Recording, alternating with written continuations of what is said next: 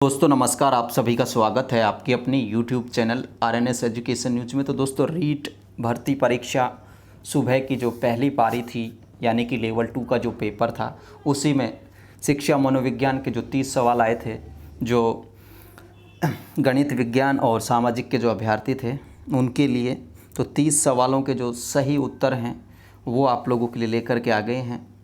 तो दोस्तों पूरा वीडियो ज़रूर देखिए। अगर कुछ कमी बेसी लगती है तो वो भी आप लोग कमेंट करके ज़रूर बताएं, और आपने कितने सवाल हल किए वो भी आप लोगों को कमेंट करके ज़रूर बताना है। तो दोस्तों पेपर की हम ओवरऑल बात करें तो इजी वे का पेपर था, ठीक है। कहीं से देख के ऐसा नहीं लगा।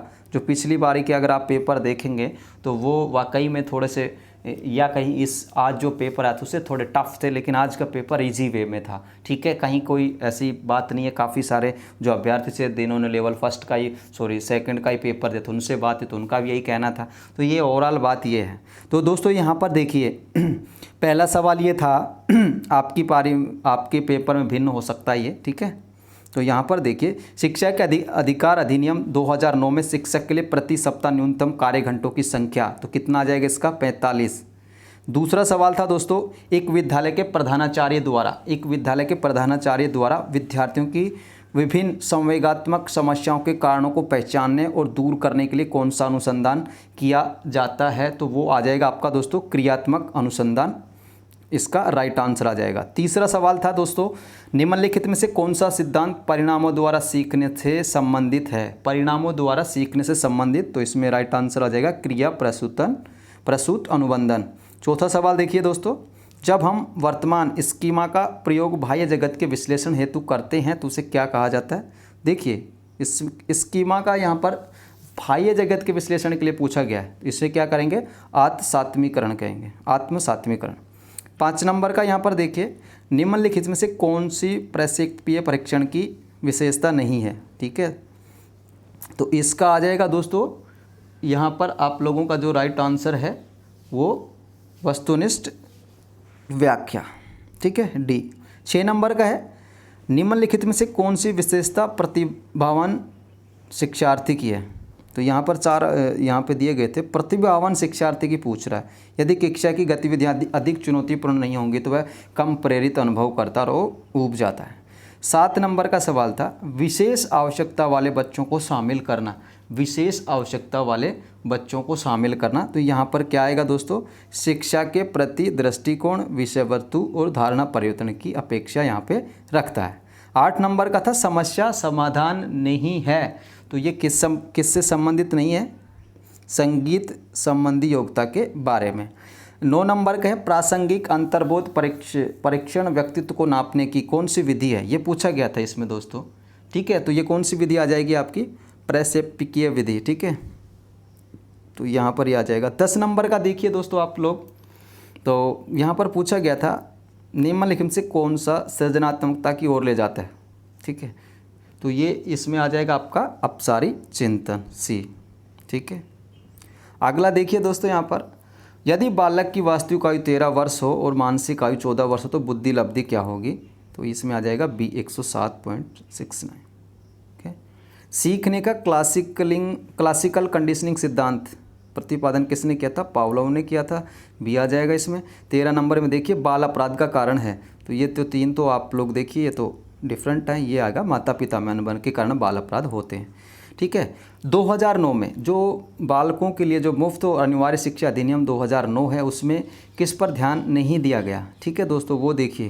तो इसमें 14 वर्ष तक तो फ्री है ही, उसके बाद का नहीं बताया गया, तो ये है, इसमें आ जाएगा डी आपका 14 वर्ष के बाद की शिक्षा व्यवस्था। अगला देखिए, निम्न में से कौन सा चरण शोध को क्रियात्मक अनुसंधान बनाता है, शोध को क्रियात्मक अनुसंधान, तो कौन सा आएगा इसमें, प्रोग्राम का क्रियान्वयन और मूल्यांकन, इसका राइट आंसर आ जाएगा।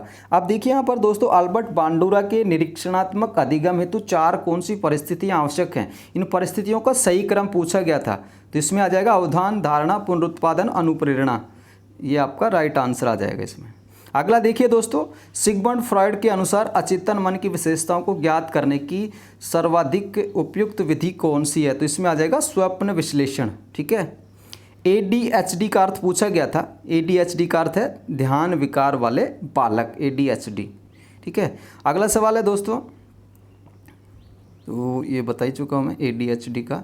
अब अगला देखिए यहाँ पर, एक परीक्षण जो व्यक्ति की किसी एक या अधिक क्षेत्रों में उसकी विशेषता और कमियों को व्यक्त करने के लिए बनाया गया कहलाता है। कौन सा यहाँ पर कहलाएगा वो यहाँ पर आप लोग देख लीजिए, ठीक है दोस्तों। तो ये आएगा निदानात्मक परीक्षण आ जाएगा। 20 नंबर में था दोस्तों कि भारतीय संविधान में कौन से संशोधन द्वारा शिक्षा का अधिकार सम्मिलित किया गया। तो ये संशोधन पूछे गए, तो इसमें आएगा 86वें संविधान संशोधन के द्वारा।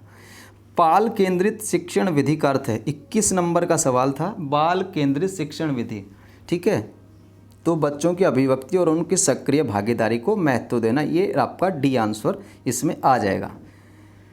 आगे पूछा गया था रैबिन प्रोग्रेसिव मैट्रिसेस का प्रयोग किसको नापने के लिए किया जाता है, ठीक है दोस्तों। तो ये यहाँ पर बुद्धि को, ठीक है।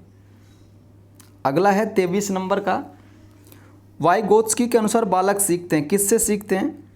अनुकरण से, परिपक्व होने से, जब पुनर्बल प्रदान किया जाता है तब। तो इसमें आ जाएगा इसका बी, वयस्क को और समवयस्कों के साथ परस्पर क्रिया से ये सीखते हैं। दोस्तों 24 नंबर का सवाल है, किस मनोवैज्ञानिक के द्वारा सर्वप्रथम बुद्धि परीक्षण का निर्माण किया गया था? विनय इसमें राइट आंसर हो जाएगा, ठीक है।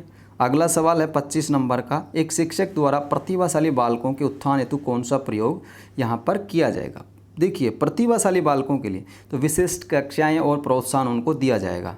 अगला सवाल था NCF 2005 में कला शिक्षा को जोड़ने का क्या उद्देश्य है? तो ये तो अलग हैं, यह आएगा सांस्कृतिक विरासत की सराहना। 27 नंबर का देखिए यहाँ पर, विकास कभी न समाप्त होने वाली प्रक्रिया है, विकास कभी न समाप्त होने वाली प्रक्रिया है। तो ये किसके संबंध में पूछा गया है? तो यह विचार किसके संबंध में? निरंतरता के सिद्धांत से। 27 का हो गया, निम्नलिखित में से कौन सा बुद्धि का घटक नहीं है? देखिए 28 नंबर, बुद्धि का घटक, तो स्मृति बुद्धि का घटक नहीं होता, ठीक है। 29 नंबर का देखिए, निम्नलिखित में से बालक की कौन सी प्रक्रिया मनोगत्यात्मक नहीं है? यानी कि गति जिसमें नहीं कर, मूवमेंट नहीं कर रहा हो, लिखता है तो मूवमेंट होगा, खेलेगा तो मूवमेंट होगा, गेंद फेंकेगा तो मूवमेंट होगा, मनोगत्यात्मक। देखिए तो जो सोचते हैं, सोचना यहाँ पर इसका जो थिंकिंग है वो मनोगत्यात्मक क्रिया यहाँ पे नहीं है। व्यक्तित्व को मापने के लिए 16 PF प्रश्नावली, 16 PF प्रश्नावली का ये सवाल पूछा गया था। तो इसका राइट आंसर क्या होगा? तो दोस्तों इसका राइट आंसर हो जाएगा RB कैटल, ठीक है। ये था आप लोगों के लिए 30 के 30 शिक्षा मनोविज्ञान के सवाल, इनके राइट आंसर। अब आप लोग कमेंट करके बताएं आपने इस पेपर में लेवल 2 के जो पेपर में कितने सवाल तक सही किए हैं। एक मैं दोस्तों प्रोवाइड करा रहा हूँ आप लोगों को, फेसबुक पेज पर भी एक लिंक हम एक्टिव कर रहे हैं और एक दूसरा एक्टिव कर रहा हूँ थोड़ी देर के बाद ही इस पे यूट्यूब पे चैनल के कम्युनिटी टैब में, वहाँ पर मैं डाल रहा हूँ कि लेवल 2 और लेवल 1 का स्कोर क्या रहा है। उसमें आपको एक संख्या बताई जाएगी, ठीक है। 150 में से कितने सवाल जो हैं उसकी एक संख्या बताई जाएगी। तो उसमें भी आप लोग ज़रूर भाग लीजिएगा और आपने जितने आपके नंबर बन रहे हैं उसके अकॉर्डिंग आप लोग हमें बताइएगा। दोस्तों वीडियो को लाइक कर दीजिए, जैसे जैसे और उत्तर आते हैं तो वो भी आपको बताए जाएंगे। धन्यवाद आप सभी का वीडियो देखने के लिए। जय हिंद, जय भारत।